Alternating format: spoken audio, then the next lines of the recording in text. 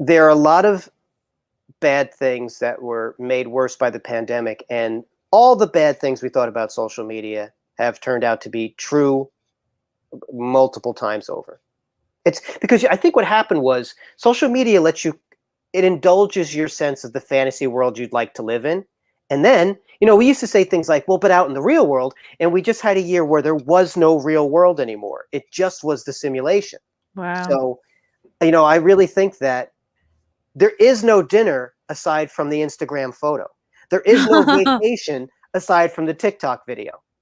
It's just as real. It's just as real because what matters is the image that's put out over social media. And I'll be honest with you, if I didn't have to follow it for work, I would delete all that stuff. I think it's gross. Yeah, that's why I never I can't bring myself to get back on TikTok. Like I was on it in the beginning and then Trump was like, no, get off China. And I was like, whatever you say. Yeah. But it's also like, okay, good. I just needed any excuse to get away from the pressure to learn a choreographed dance and bare my midriff for tweens approval. I went on it and TikTok just was constantly recommending what looked like teenage girls dancing in their underwear. And I thought, I don't want to be, I didn't seen watching this. Yeah. Yeah. Although, have you had the thing where people lip sync to your comedy? No, that's the highest praise. Maybe once. I think maybe once I saw something like that. There's been a few that somebody, there's a guy, I think in United Arab Emirates, who's done a couple of tracks off my album. That's great. There's a lot of women who've done it. And you should hit on those women. But this is how look, I'm a different generation, but I kind of don't know what it means when someone does that. I saw a lot of women doing it, and it's a dating joke, and I thought, are they mad at me? Are they should I be pissed about this? They seemed like it was respectful. I still think I do the better version of my material. I didn't see anybody top me on that. So it's just weird. It's just a strange, I guess it would never occur to me that to do that, or even that would be a thing.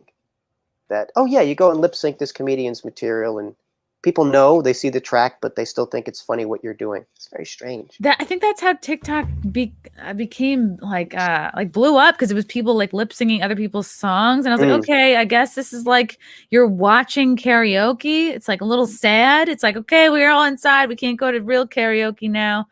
Think about how many steps from reality that is. That it's mimicking karaoke. Yeah, I think they probably like you, Joe, and like your joke if they're trying to make it look like it's coming out of their own mouth. I think so. I would hope so. You should message them and be like, there's one woman. That's my joke. I thought was interesting what she said, so I don't know. I sent a like or something. But then there were one or two where it was just the audio playing and a person sitting there like this, not doing anything.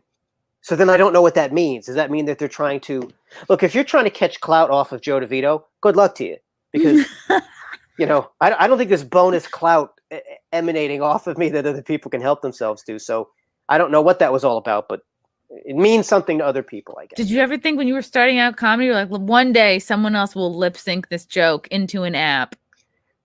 Nothing in that sentence would have meant anything to me.